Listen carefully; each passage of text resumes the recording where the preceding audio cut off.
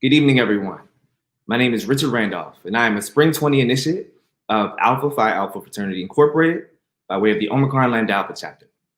I want to start by thanking everyone for tuning in to last night's program.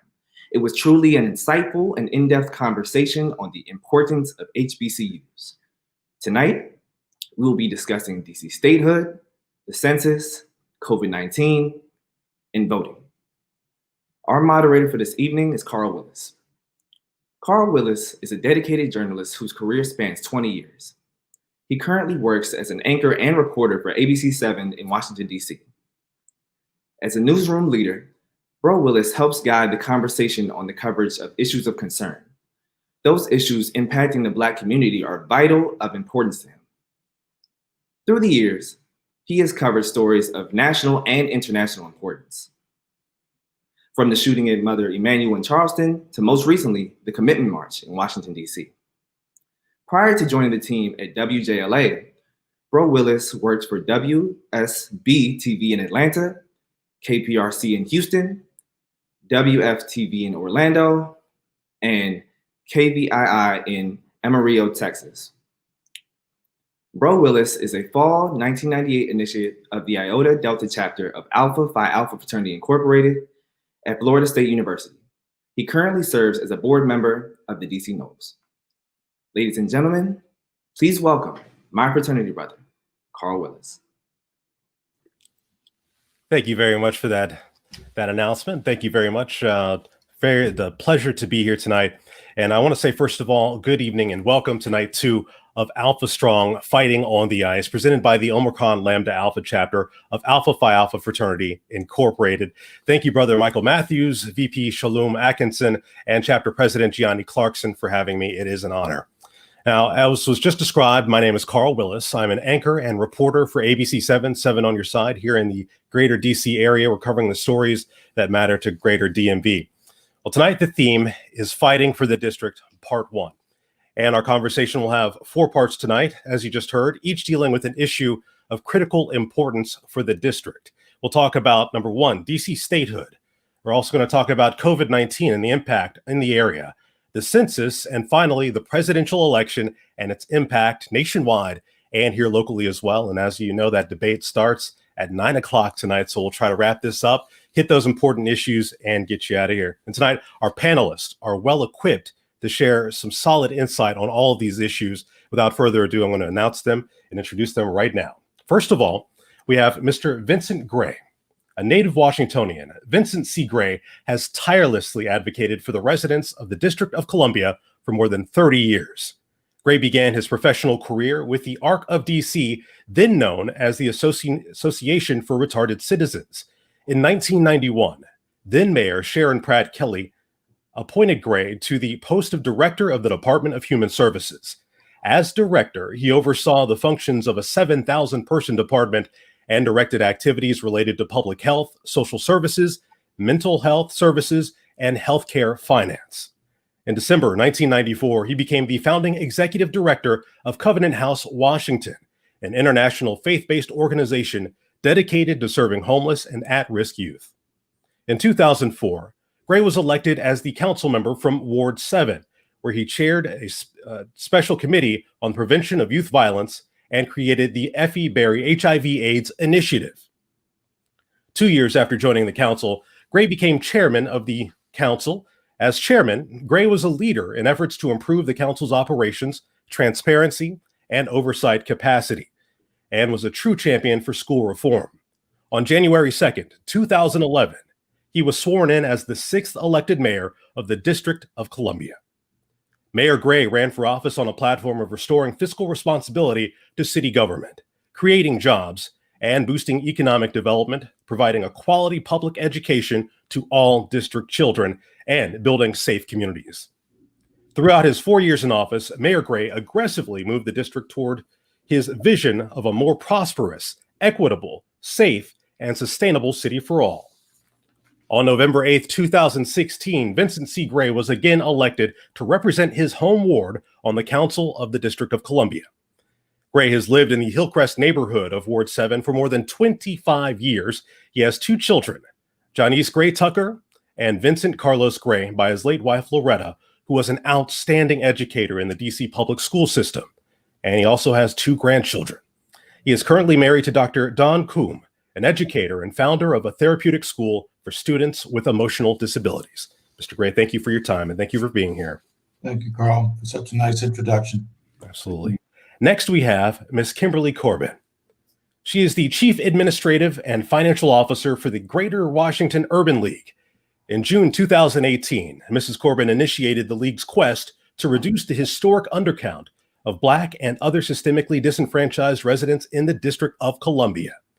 Mrs. Corbin was invited to represent GWUL as a member of the District of Columbia's Mayor's Complete Count Committee, and recently was sworn in as a DC Commissioner. The League Census Center is on a mission right now to enlighten residents to the immense power of the count.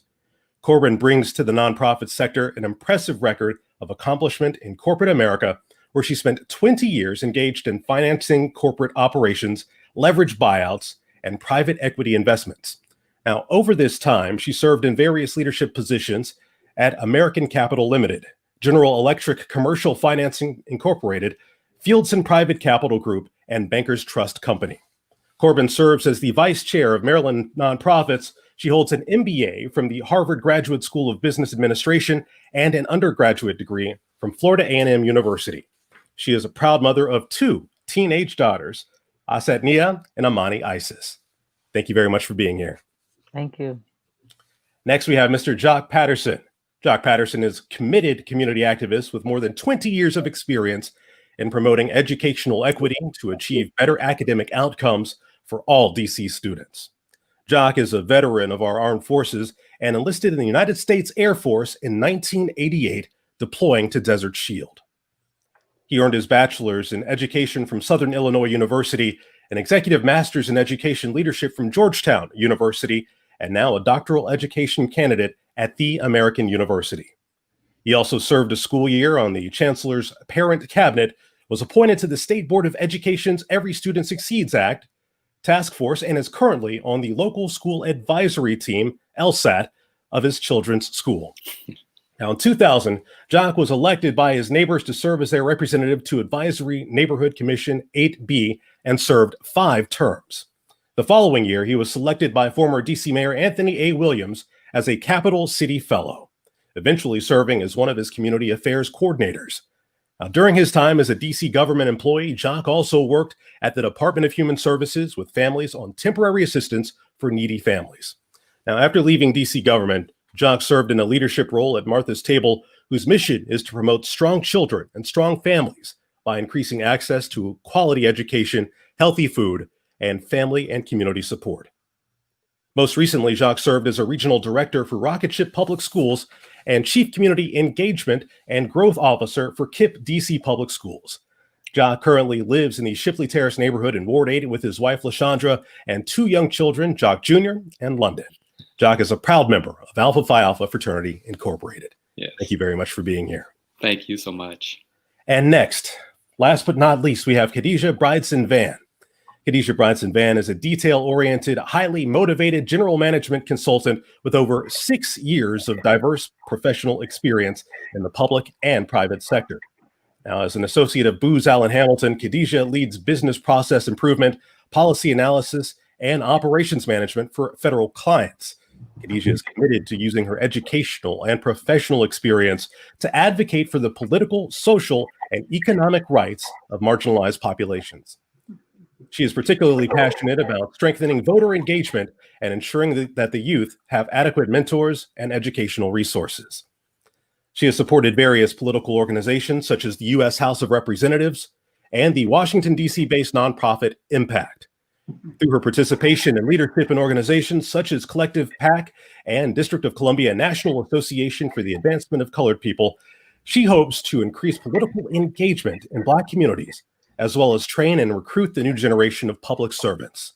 Khadijah graduated from Georgetown University with her bachelor's degree in government and minor in sociology. Khadijah is also a proud member of Alpha Kappa Alpha Sorority Incorporated.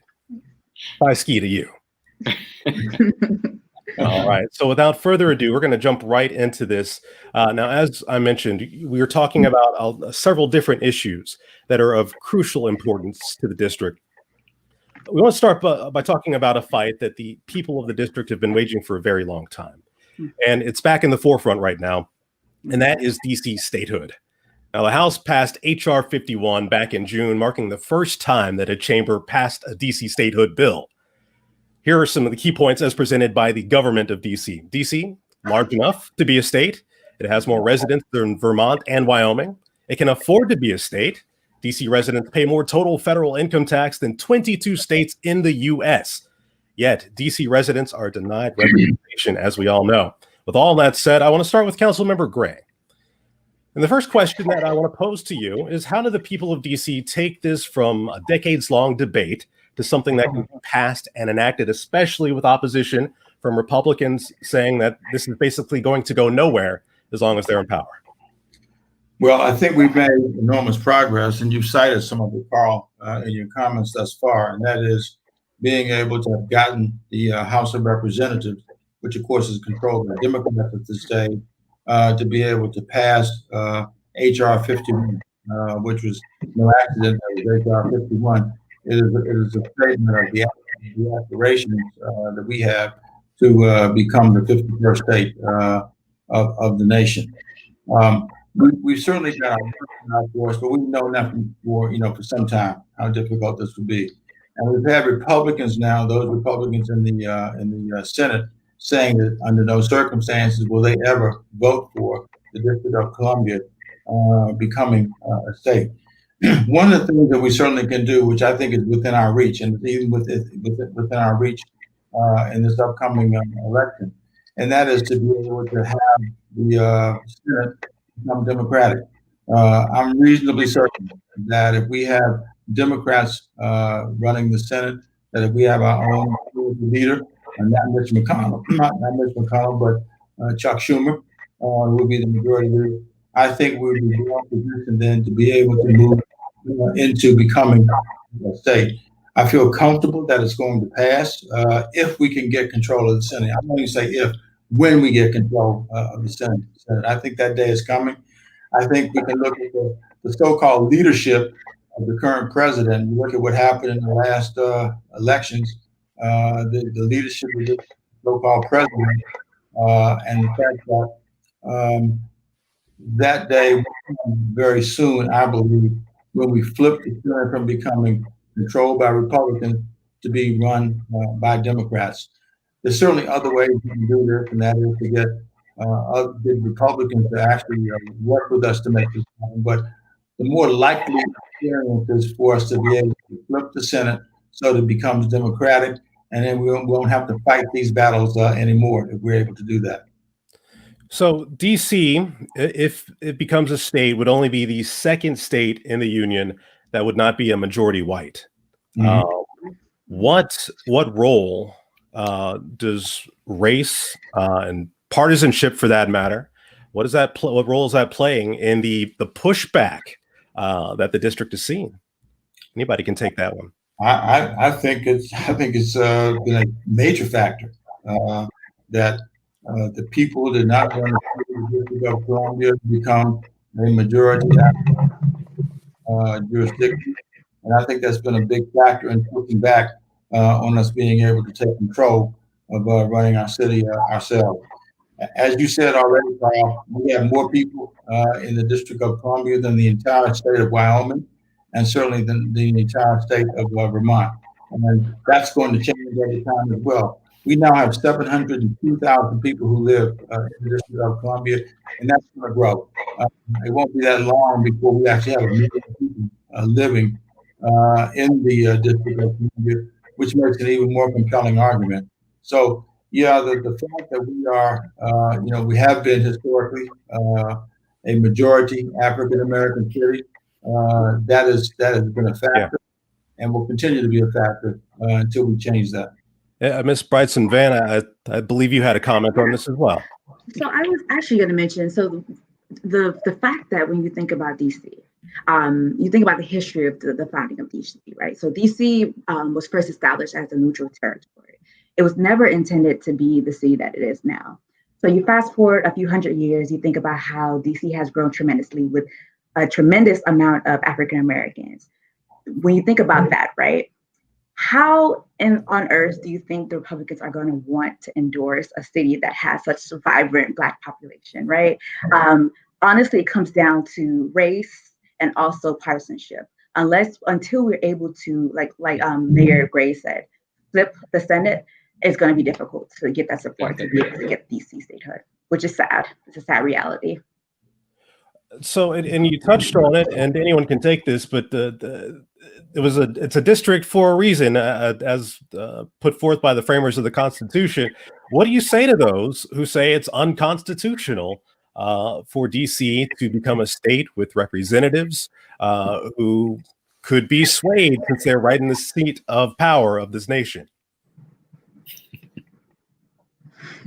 Brother Patterson, I believe you might have something to say about that. Well, what do you say? What you can say to those individuals is basically you can still carve out the federal enclave aspects of it, so that those properties remain under the federal control and in the enclave. I'm a military member, as you said before, so I'm used to living on federal enclaves. I lived on Andrews Air Force Base and other places, but you can also make sure that the rest of the city has representation.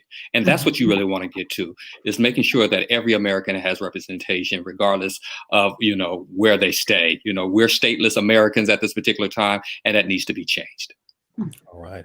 And what about the political ramifications? Why it's a clear point, but why is it in the best interest of the 700,000 plus people of DC to have representation? Some people have put on the table, if there's no representation, maybe they shouldn't have to pay federal taxes. Why is it in the best interest of the people of DC? It's equity. It's an equity issue. And I think that's the biggest thing that we're talking about now in this era of everything. And it basically boils down to systemic racism, structural racism, where you're talking about people, 700 residents, majority are Black, don't have any type of representation, and that's inequitable. How can you make laws for people? A senator from another state, I originally was born in Washington State. They have more say-so than the individuals who's sitting right here in front of me, Mr. Vincent Gray, on what happens to me in my city. And I didn't elect those individuals to have that say-so. So it's about equity. It's about tearing down structural racism. So that's why it matters. Well, that's absolutely right, Jacques. You look at the unfairness of it all, and the fact that we have to sit here while they come from other places to decide how our tax dollars are being spent for other purposes other than ours. We have a congresswoman who represents us extremely well, except she has no vote, which is unconscionable. And then we have no senator at all. It's really, from a political perspective, it's about enfranchisement, and that is being able to have a voting congresswoman and then having two senators who become the senators for the state of DC, Douglas Commonwealth, which we would become as a state. So it is absolutely about fairness, and it's about equity, and it's about racism also, in terms of people being able to control them. And so Carl, I just say this, those people who really have an issue with Puerto Rico or DC becoming statehood, I asked them this question. If we were other than majority people of color, would we be having this discussion? No. At the end of the day, I think it's just the opposite. It's unconstitutional to have an entire population that doesn't have equal representation in Congress and the ability to self-govern itself. Exactly. I think that's a good topic on which to pivot right now, because it was touched on the tax dollars and how they are distributed. And Ms. Corbin, this is another one that I think you're going to key in on here. We're talking about the census, right? Yes. Next, we want to talk about that. Typically, the process would be further along at this point of the year, but COVID-19, as it did with everything, caused everything to be pushed back. Field operations had to stop with the census. Deadlines had to be pushed back. So there's a little extra time. At least there's the positive aspect of this. So, Mrs. Corbin, what do you say? What do you say to the people who have yet to respond at this point? It's life or death. Stand up, stand out, and for the kids, if it's not for you, for the kids who have to live with your choice for the next 10 years. I need people to truly understand what this is, right? Because it's the same as the disenfranchisement that happens with voter suppression.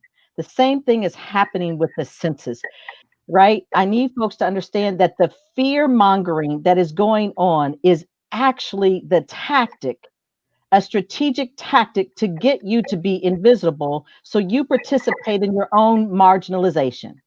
And I'm asking people to understand, flip the script. Just think if you were to stand up and be counted, and that everybody who is of color, disenfranchised in this country, would stand up, be counted, and vote, where we would be. You cannot defend yourself with silence. You cannot protect your rights with silence. I am so proud of the National Urban League and all of those organizations that joined in as a collective to fight against, the structural racism that really was life or death for us. Okay, let's be clear. COVID-19, Ward 7 and 8 only has what? One hospital? Exactly. Black folks dying at a higher rate? Yes. Yes. And understand that literally they did a study. The University of Michigan did a study.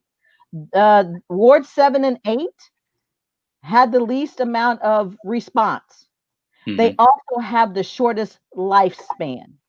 People in Ward 7 and 8 live 27 and a half years less than folks in other wards. Also understand, if you were invisible, they have the ability to gerrymander you, even though you are not, right, a state yet. They will gerrymandering. There's already an app out there where you can go and you can play around with the ward boundaries. And there literally is a picture out there where they have stacked, cracked, and no longer blackened Ward 7 and 8. They have cracked Ward 7 and 8 into small pieces so that the majority Black wards have very little say in what happens in DC government. If we haven't had enough displacement, I hear the argument all the time, oh, well, I didn't get any of that money. Oh, well, I haven't gotten anything from it. Well, you can't if you're invisible. You can't if you don't stand up and speak out, right? So I ask folks, like, if you're walking down the street, they know who you are. They know who you are by walking down the street before, even more so that if you were to put your 10 questions, answer those 10 questions on the census. It is life or death, folks. We are living in abject poverty, structural racism that is causing neglect of our communities, that is causing us to die 27 and a half years sooner than everybody else. This isn't about money. This is about life. Right. I think a part of the conversation, we really need to attack the misinformation that's going around. For some reason in our communities, there seems to be this great distrust of government or how the information is being used, right? A lot of people say, I'm not going to fill out the census because it's not going to result in anything. But sort of what you touched on, Kimberly, just realizing that the census is something that's going to affect us for the next 10 years. So one simple decision literally takes less than, I timed myself, took less than 2 minutes to fill out, can affect us for 10 years.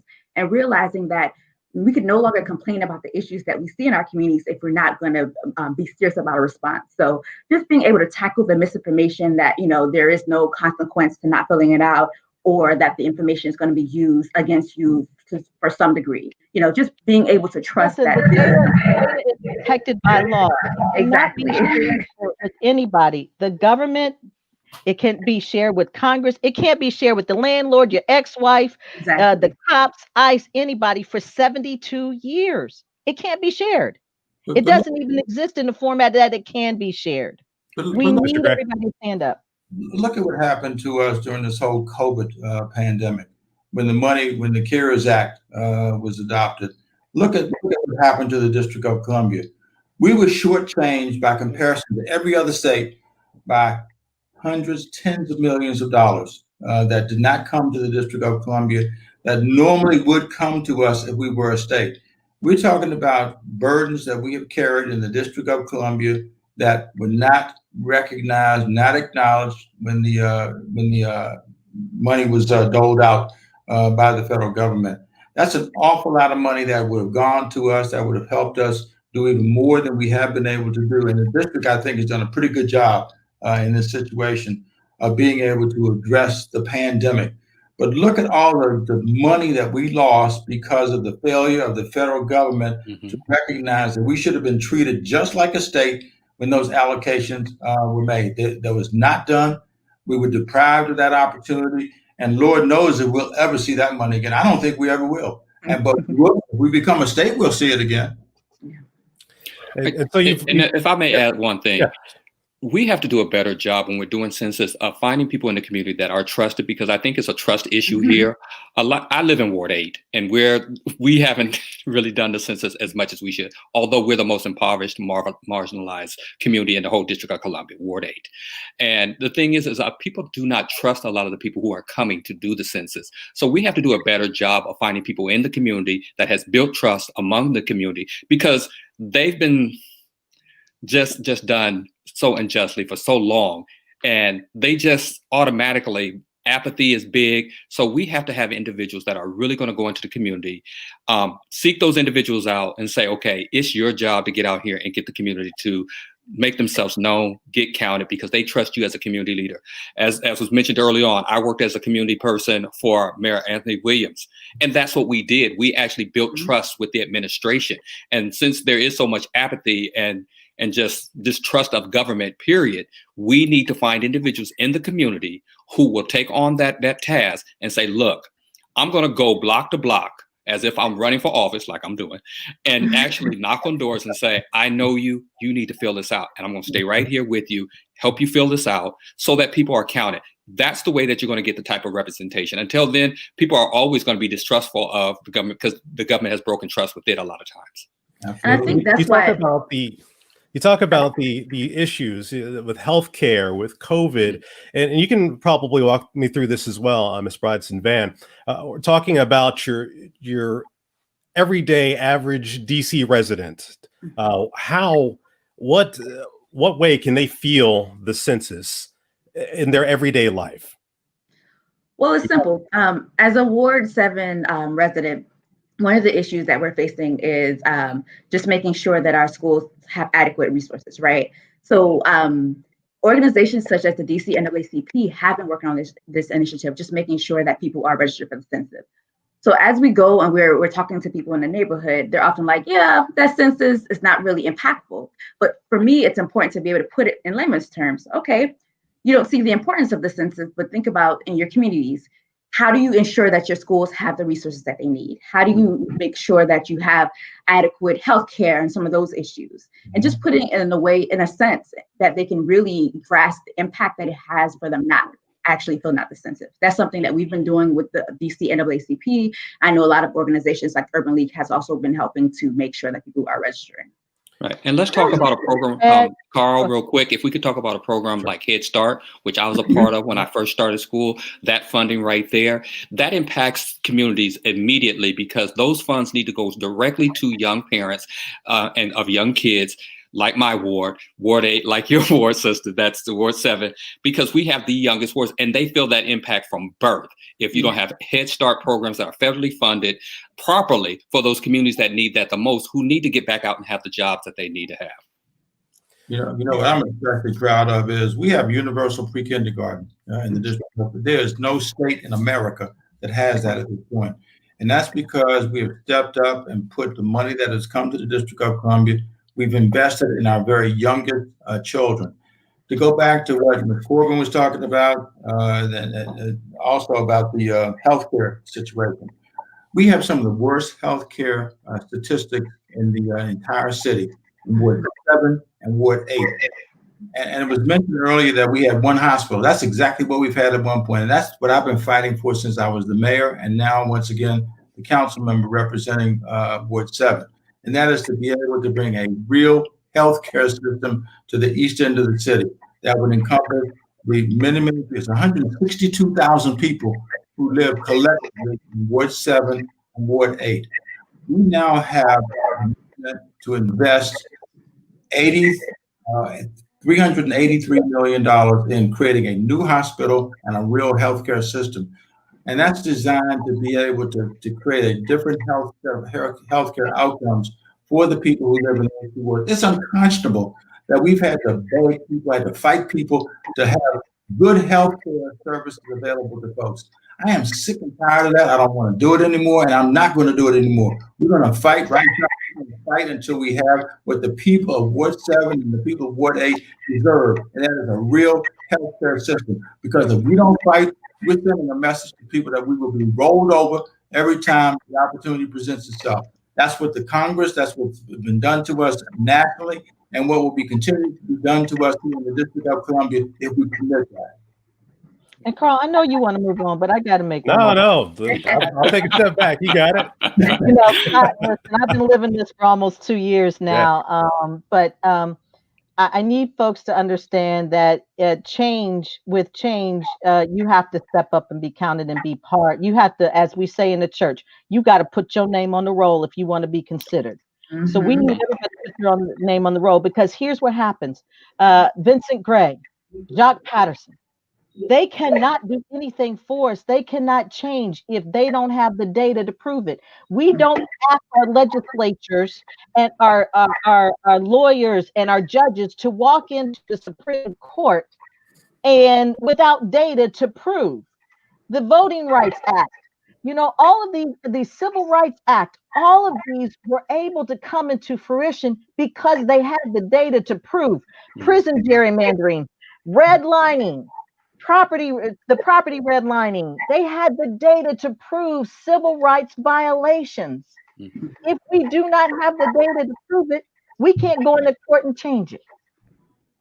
Right. In that same vein, what is the concern and the real fear that COVID-19 has destroyed the accuracy of the census?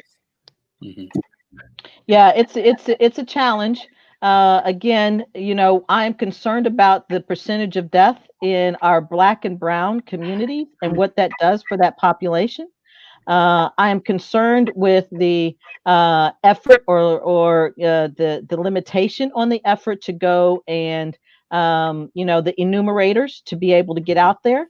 And so, the folks who are not on the airwaves listening to us today, the folks who are not on Instagram and Facebook and all of that, because we have a digital divide, again, part of the structural racism, right?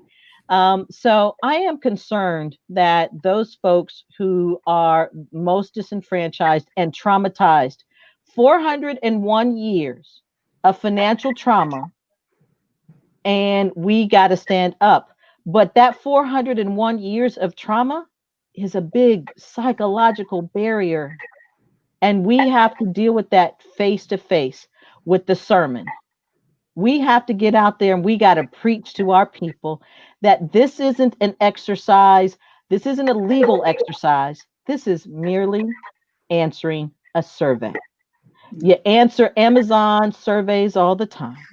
Please, oh please, for your sake, for your grandmama's sake, who needs that senior housing to be built, for your 3-year-old who needs that junior high school to be rebuilt, for our brothers and sisters who have been ushered into the prison pipeline and whose resources now are being rediverted or diverted away from our communities into white rural communities. They say it. Mm-hmm.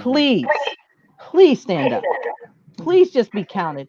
They cannot come after you for anything. Your landlord, the police, ICE, the president cannot come after you for anything. And our silence, we have always marched. We have always had to fight for change. Please know this is the same. Exactly. Any other thoughts before we move on? One of the most ridiculous things that we had to deal with in the city was the day that wasn't that long ago when Medicaid, we were shortchanged on that. that 70 cents of a dollar was coming to the District of Columbia for Medicaid services, when we had an overwhelming case that we could make around the fact that we should be getting more. And finally, we were able to win the battle. We went from 70% to 75%. That changed the dollars coming to the District of Columbia to the tune of $120 million a year, which has made a huge difference in the ability of our city to be able to do the things that it needs to do and to be able to provide healthcare services to people. We look at what the aspiration is for those who are involved with the Republicans.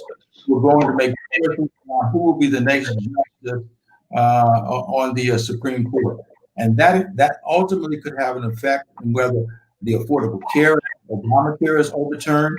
And if it does overturn that, it's going to materially impact anybody who of color, for example, who lives in the District of Columbia. We've got to recognize that Roe v. Wade may be overturned and the Affordable Care Act may be overturned. And if this woman who's about to be appointed to the Supreme Court is any indication, she's already stated what her position is. What in the heck are we going to do? And one of the ways to deal with that is to get the Senate vote changed and have some authority to control who goes on that Supreme Court in the years and years ahead to be able to protect dollars in particular coming to the District of Columbia. And Carl, I got one more thing to say. I know I got one more thing, because I've been at this for a while. But I need every folk to understand that this is not just a Black, brown, and indigenous issue. Mm-hmm. Anything that happens to us is a benefit to everybody. And I'm sorry, everybody who's poor ain't Black. Everybody who is homeless ain't Black or brown. Everybody who has issues, money issues, isn't Black or brown. So this isn't Black or white. This isn't about Black folks over white folks. This is what's right. It's doing what's right. It's doing what's constitutional. And it is one vote, one person. And so I don't, yes, we are focusing in on the BIPOC community because that is the one that is systemically undercount by purpose, on purpose, and systemically disenfranchised by using fear to keep us from understanding our power. We have the power to flip the script, but we need to own it. We need to understand that it's the power that they're trying to take from us, that they're trying to fear us not to use. I need you not to leave your $90,000. Each person in DC accounts for $9,000 a year. That's $90,000 in 10 years that your count is worth to your community. Now, what I want everybody to do is go get $90,000 out of your bank account, slap it on the table, turn your back and walk away. Because you don't want somebody to have your data. Please tell me. Now, I just think that you're not going to leave $90,000 on the table for your 3-year-old who needs a new school. You're not going to leave $90,000 on the table for your grandmother who needs senior housing. You're not going to leave $90,000 on the table when we need a hospital and more. How about just a freaking grocery store that sells fresh fruit and groceries so that we can eat healthy? We know how to cook. Everybody copies off of us on our cooking. Heck, we don't have the food to cook. But look at the situation of the grocery. Our power, take it. Let's use the example of grocery stores as a good illustration. We have one ward right next to Ward 7 and 8 that has 10 full-service grocery stores in the District of Columbia. What we have in the city, if you put Ward 7 and Ward 8 together, you have 3 full-service grocery stores, which is absolutely unconscionable. You know what? We can do something about that ourselves. We can fight to make sure that I've got legislation, and we could get that fully implemented. We have the government building using our money in the District of Columbia to build the grocery stores for folks. And you know what? The overwhelming majority of the people who are shortchanged, who don't have the services, the resources available to them to eat the way we should every day. That's who we are. That's our health care that we don't exercise the way we should every day. So come on, let's get in the game and let's make grocery stores for all the people in Ward 7 and 8. a given, a must that we will actually get done, and not have another ward in another part of the city, which isn't that far away, saying, I have 10 full service grocery stores. Sorry that together you all have 3. That's And not. Carl, All right, we're going to do and one Carl, more. just One real quick, more, real Mr. quick, Patterson. Carl. Yes. Just to speak to what you asked us, and also to what Ms. Corbin has said, is that as Vincent Gray talks about, we have 3 that are east of the river, which serves over 150,000 people, while another ward has 10. That's probably on average, each ward is about 70,000 individuals, 75. For the first 5-6 years that I lived in Ward 8, we went without one grocery store for 75,000 people. We just got Giant on Alabama Avenue not too many years ago. So we went without a grocery store. And it's very much to what Ms. Corbin is saying, in the sense of they were looking at the data. They're saying, we're not going to build you a grocery store until we see that there are enough people over here that's going to spend money in this grocery store. And so when we undercount ourselves, we underserve ourselves at the same time. So we cannot continue to do that to ourselves when we are in vital need of things that are just the daily necessities that are in every other part of the world that they take, for granted every single day. So I appreciate that illustration that you gave about grocery stores and the data that you need every single day. For me and Vincent Gray, as people who run for elected office, need to have to prove the issues and to get the policies passed that we need. It's important issues. I'm glad everybody has one more thing. And and if you at home watching this have one more thing, you can also chime in as well. You've been watching across the bottom of your screen. Those who are watching on Facebook Live and YouTube Live, you can contribute and your comment may just come up. You can also ask questions in a few minutes.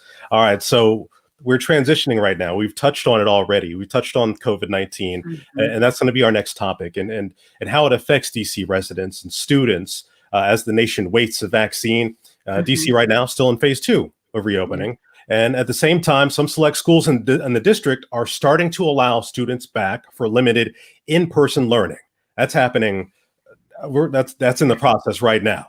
So besides the economic impact, and we're going to touch on that as well in just a moment, I want to talk about the fallout from families and children when it comes to their education and development, how we can kind of mitigate some of that impact. And Brother Patterson, I believe that's right up your alley with your background in education. If you can start the conversation here. So I'm gonna start from a purely parent perspective. I have 2 children.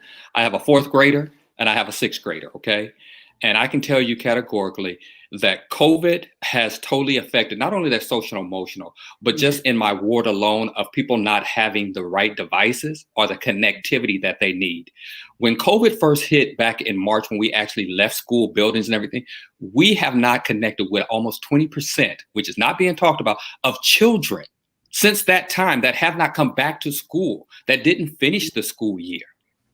And so what does that mean for their academic learning, but also because they're the most at risk and what's happening to them at this particular time? COVID just totally devastated communities such as mine in Ward 8, east of the river, are marginalized communities.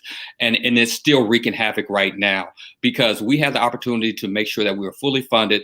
I live in a digital desert, period. Yeah. It is what it is. Most of our kids don't have what they need. They're going places just to be connected. They're sharing devices with other kids just to get online. Parents are overwhelmed. I'm one of them, trying to make sure I'm here with you, but also make sure my kids are doing their lesson in the middle of the day, making sure they're connected. This COVID has really done just a terrible disservice to specifically kids in marginalized communities. And I think what we see when we finally evaluate what was the academic learning of this year is going to be almost next to nil for most families, except those who had the opportunity to bring in people to help supplement their child's learning. So we see the damage there. We see the problem. How do we curb that? How do we mitigate that impact? Is there anything that we can do? I think if I can, sis, real quick, go ahead. The thing is that right now, as we talk about, and you ask Carl, what should we do? There are kids that we know are falling through the cracks right now. We need to make sure that they do have that personalized. I know we want to make sure that our facilities are safe, that they have the right PPEs and the HVAC is correct and everything like that. But we can do small pod learning. We can do that in schools when we know that they are clean and everything. And we can do them also in open spaces as long as the weather allows us to do that. we need to get kids who have 504s, IEPs, that have social emotional problems, had a good relationship with their mental health practitioner in their school or their social worker. Those kids that are the most at risk, that are falling through the cracks, are literally just falling off the cliff right now. We have to bring them back into the school. Our parents know that they're not equipped, even, professionally, to help their kids at this particular time, let alone academically, but just for the other things that they're facing right now. So we have to bring some kids, those most at-risk kids, need to have some in-person contact as soon as possible. Ms. Spritson-Vann, I think you had something. Yeah, I definitely agree with that. I think part of the issue that we're not tackling is the need to actually have access to facilities. So I think you touched on this a little bit. So when you think about DC Library, I don't think people realize how important the library space is. As someone who you can go to the library to be able to access the internet and be able to connect to some of the devices. With COVID having such a huge impact, all libraries in DC, Virginia, Maryland are closed. The only services that are available is the option to check out books or bring books back. So for our at-risk population, you already took away this access of having access to the internet and these devices, and then you add on the social issues that may be happening, or the family issues, and all of those things. Really, it's really sad to think about the impact it's going to have long term.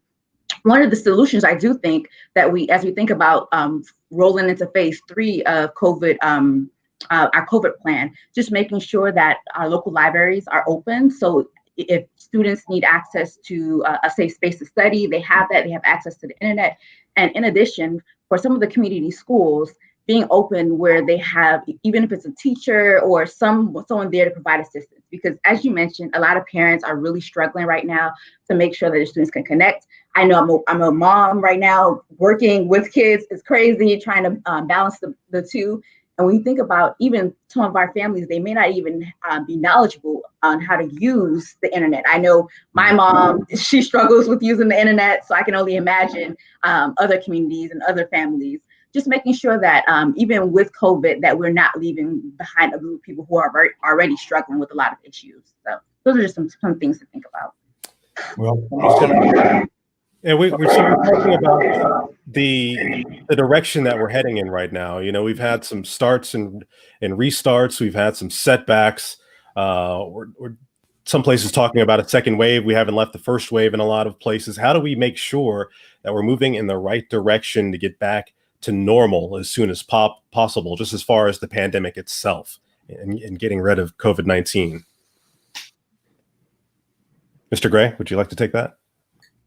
Well, some of the kids some of those people who are experiencing some of the most difficulty right now, excuse me, are young.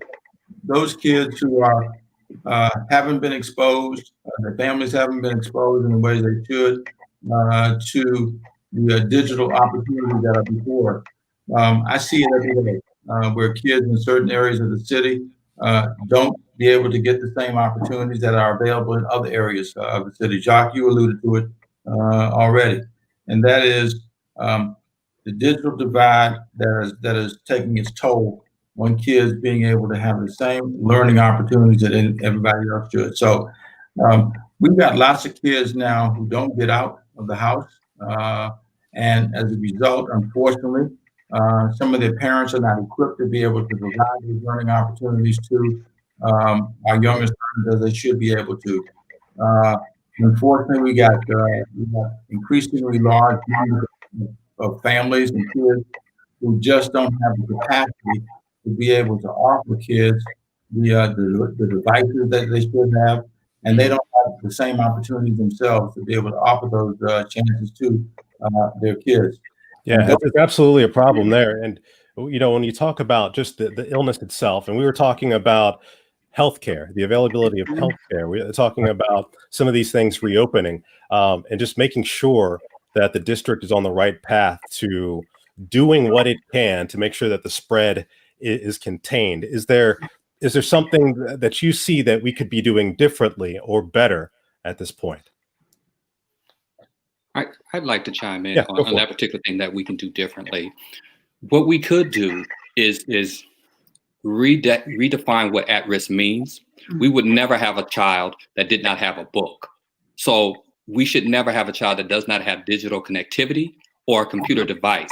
So we need to redefine what at-risk means, because if a child does not have that at this current time in this environment, they are truly at risk of not graduating, of not making it to the next grade. And we need to redefine that particular thing. And technology is not defined right now as an at-risk thing or a necessity to be defined as at risk.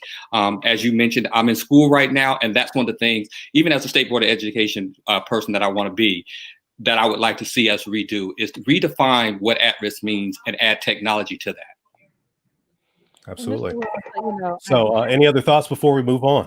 I'm struggling sometimes a little bit because I feel like those who are affected by structural racism are also the ones that are pull yourself up by the bootstraps, only you didn't give me no boots in the first place, or you stole the ones that I did have. So let me just be very clear. There's enough philanthropic dollars in this world, in this country. There are enough corporate foundations that could actually buy everybody internet service who needed it in this city, right? In this state. Sorry, excuse me. Freudian. So I need, what I need us to do is have an agenda that pushes philanthropy to put its money where its mouth is. If your name is philanthropic, if you have philanthropic in your mission, where is your money? Where is it going? It should be going to those who are most disadvantaged, not due to their own, but due to the structural racism and barriers that we have erected in the 401 years of racial trauma that has been hurled on the Black, brown, and indigenous communities in this country.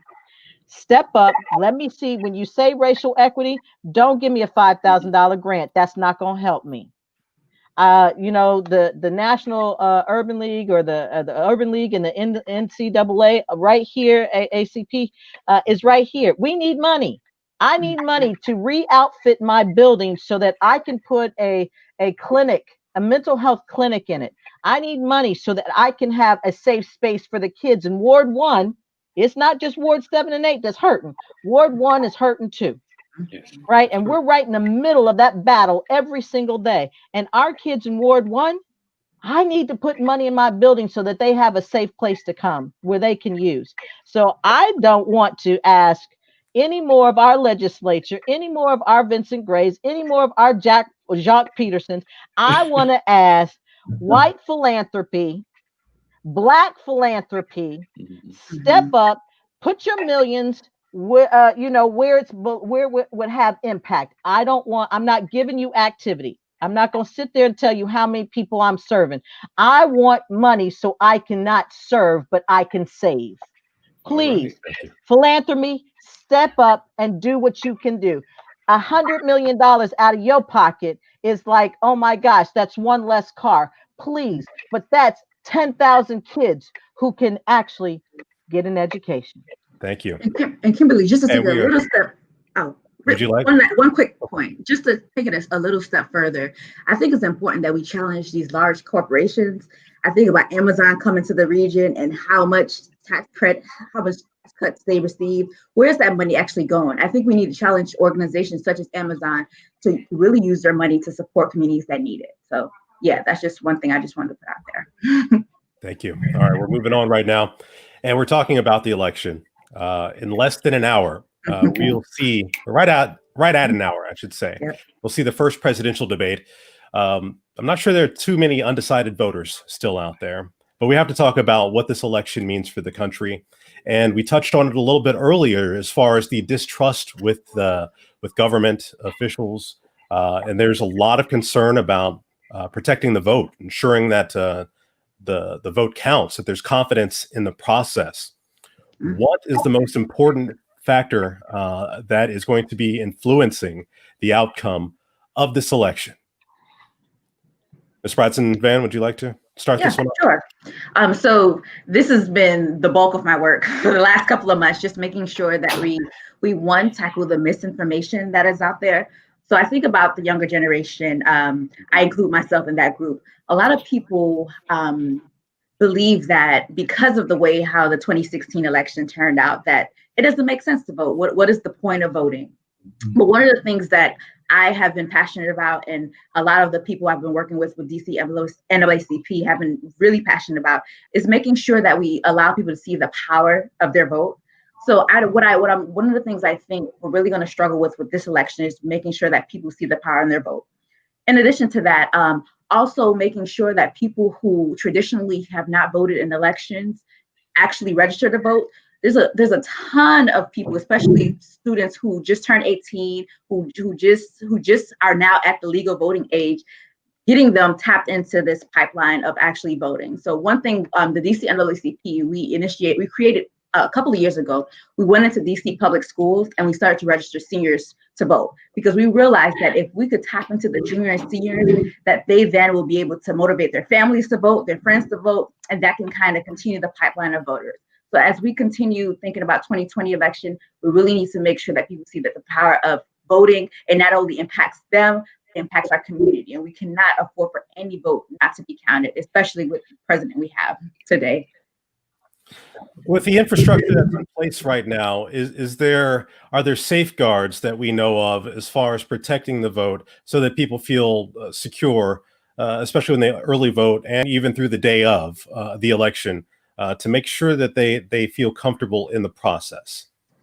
Yeah, so we have been working with the DC Board of Elections actually to, we have a national hotline. So on the day of voting, and we're encouraging people to vote early or vote by mail, we actually have a national voter protection hotline. So on the day of election, if people feel like they are encountering issues that are impeding their ability to vote, we want people to be active and actually let us know. We're also recruiting to make sure we have people actually working at the polls that, as people encounter some of these issues, we can be proactive. Because what we don't want to see is some of the issues we encountered in like Georgia, where there are so many counties in like Gwinnett County where the machines won't work in, and some of those issues. And that is nothing but voter suppression. We don't want to see our votes not counted. So we're working to make sure that, one, we have poll workers who are there to be able to help eradicate and address some of those issues.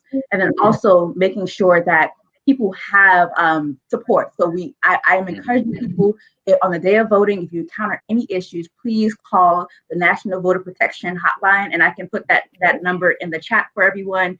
DC NAACP, we are working tremendously hard to make sure that for people in the district, they actually have the support they need. And just for everyone's awareness, on October 28th, the DC NAACP will be hosting a conference call where we're actually doing a phone bank. And we will be calling people just to make sure they have all the resources. So they know where they can drop in their ballots. They know what number they can call if they encounter any issues, because we are very adamant in making sure that there's nothing that impedes people's ability to vote. With that being said, I want to talk about the election itself and the candidates that we have squaring off. Joe Biden framing this as a battle for the nation's very soul, if you will. What do you make of this outcome, this election, and what's at stake with the outcome? I'll just say this. I'm not, again, from my organization and for me, we have to stay neutral at all times. But again, I'm going to go back to what I opened up with. This is life or death. Absolutely. We are engaged. This country is engaging in prison pipelining of Black, brown, and indigenous bodies. They are using that prison pipelining to redistribute wealth to poor, white, rural areas. And resources that are going that should be ours are going elsewhere, right? And we have a corrupt government, right, that are using your tax dollars to lock you up, shorten your lifespan. We need folks to vote. I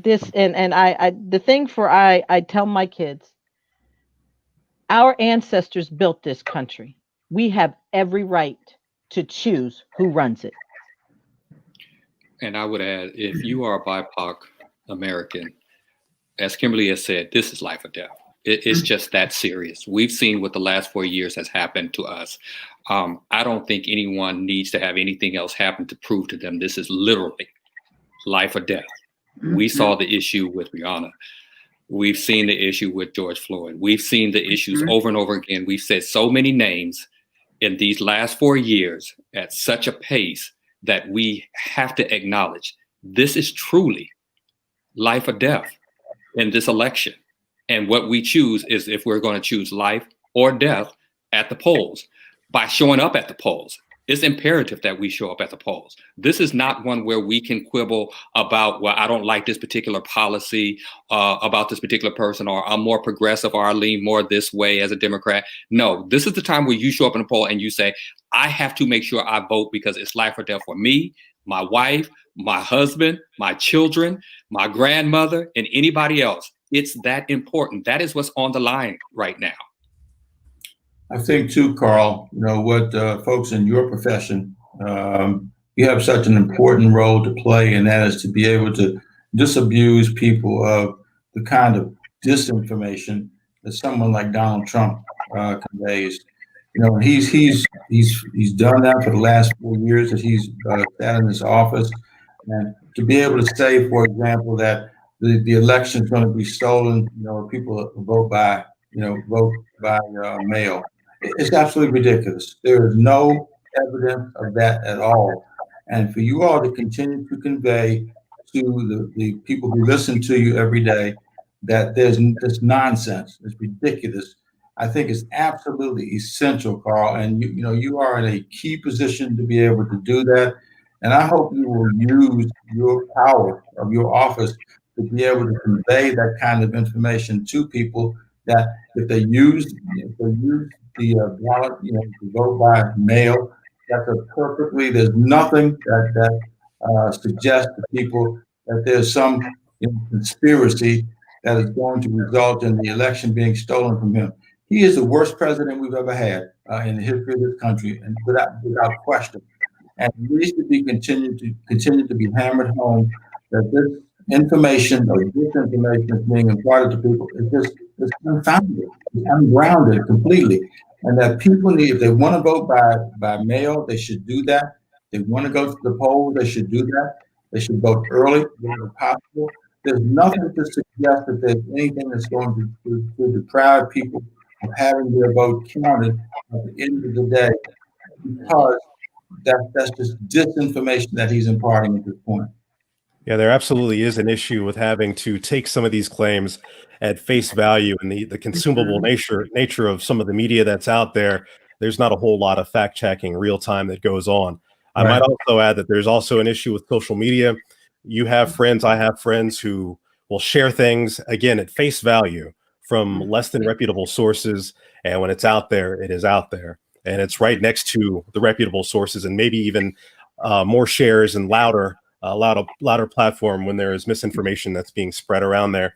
And Ms. Bradson Van also sharing with us the National Voter Protection Hotline. That's 866-OUR-VOTE.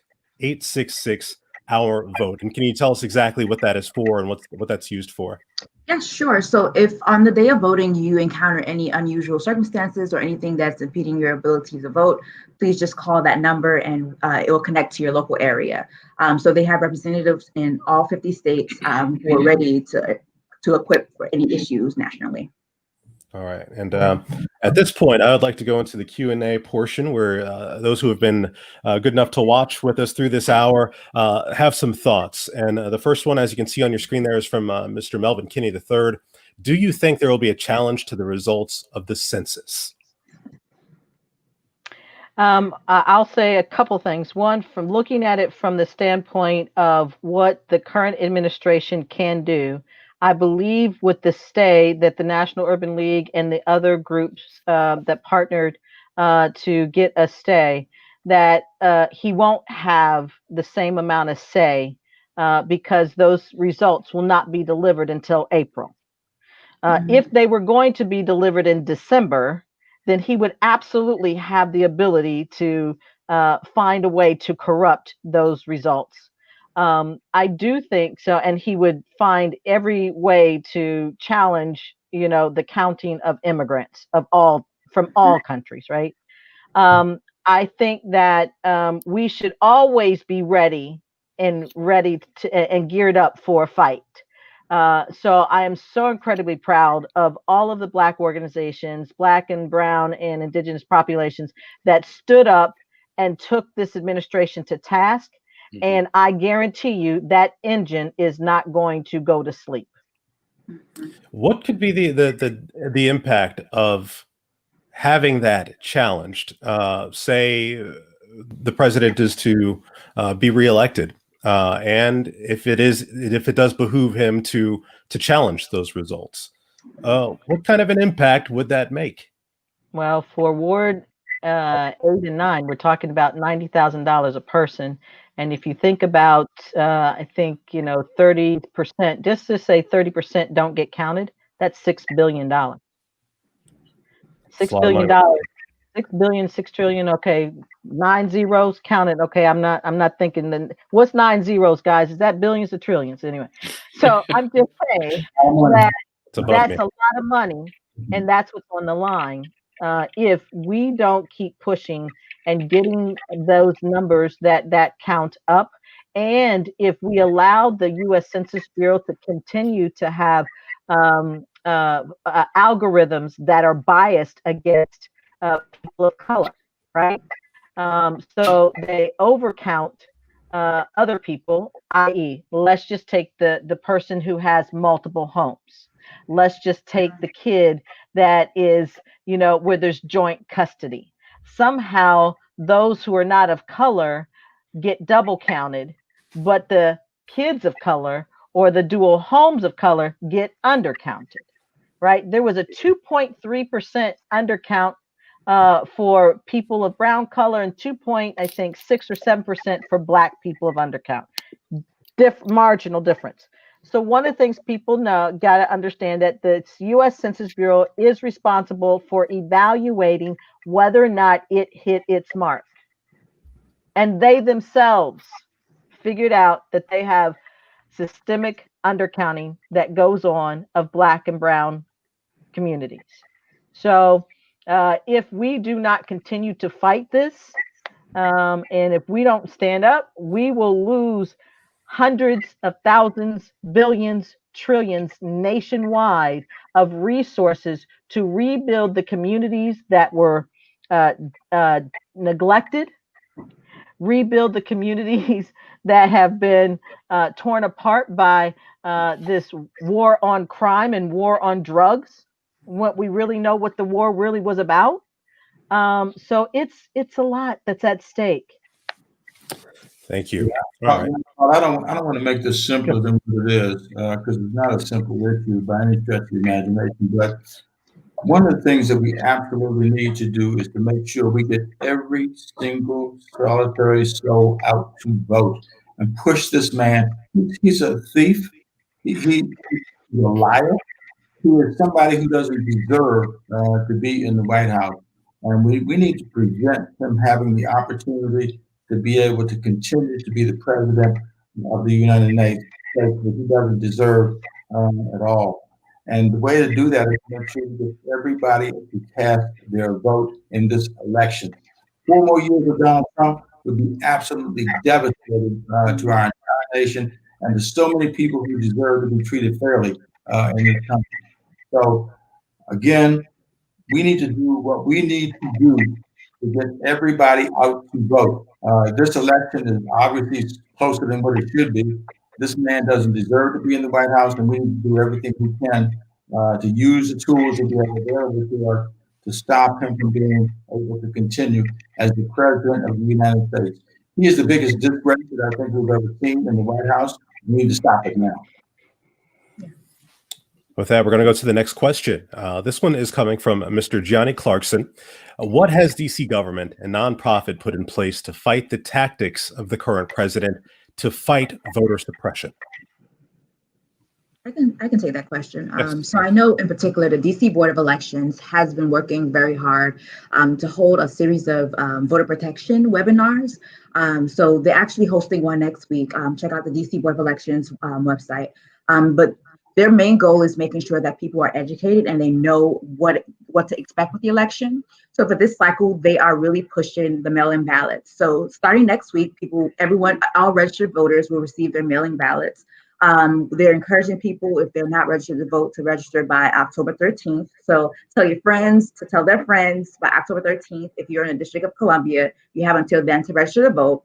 And DC Board of Elections is making sure that everyone not only receives their mail-in ballots, but also they know the safe drop-off locations. So in all 8 wards, there are designated areas where people can drop off their ballots if they don't feel safe to put them in the mail.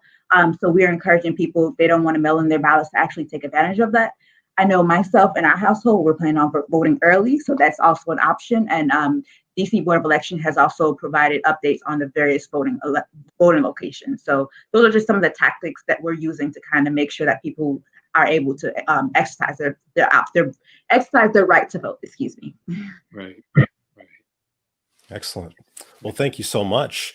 At this time, I'd like each of the panel members, if you have some closing thoughts, now is the time to share them. Thank you so much for the insight that you've all provided.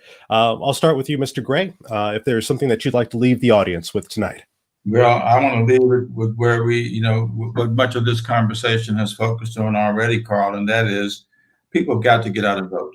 To allow Donald Trump to have the opportunity to continue in the White House because we didn't vote is absolutely unconscionable.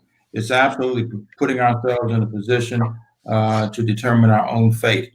I would love to be in a situation where we got everybody who is eligible to vote to get out and vote, because we can make a difference. For those who suggest that my vote doesn't matter and that sort of thing, it's just ridiculous. And we need to get past that. It's time to get past that. So I'm just asking everybody to recognize that we can make a difference in what this election will put before us, and we need to get out and vote. Period. Excellent. Thank you very much, Ms. Corbin. I believe you're muted.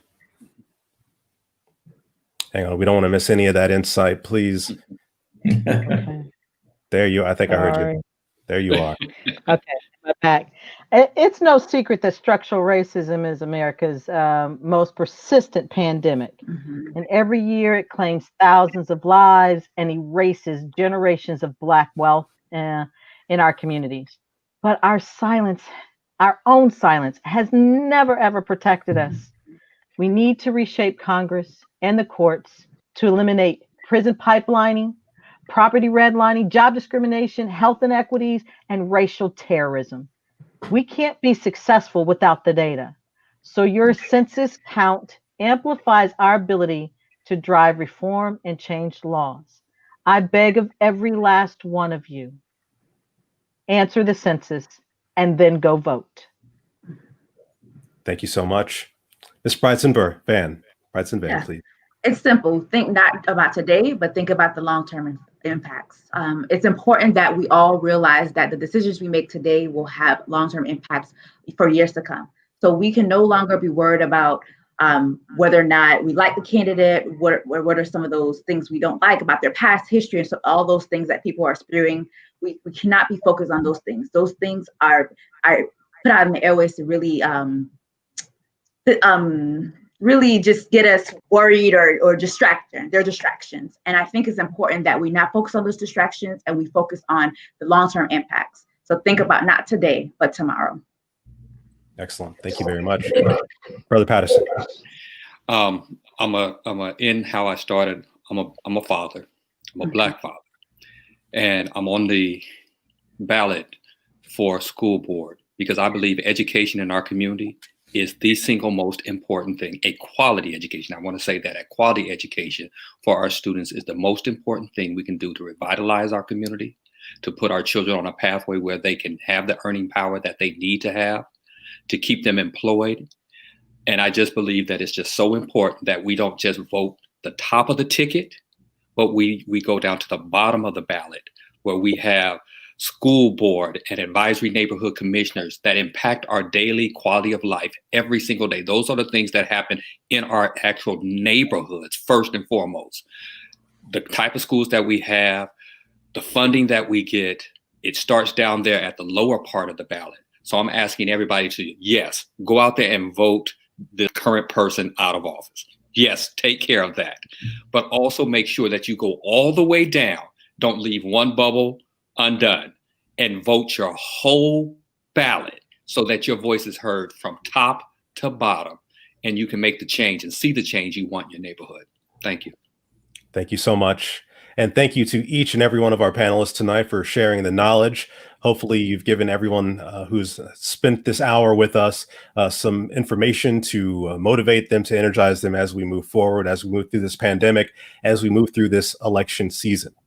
Once again, thank you for watching. You've been watching Fighting for the District Part 1. This is night 2 of Alpha Strong Fighting on the Ice, presented by the Omicron Lambda Alpha chapter of Alpha Phi Alpha Fraternity Incorporated.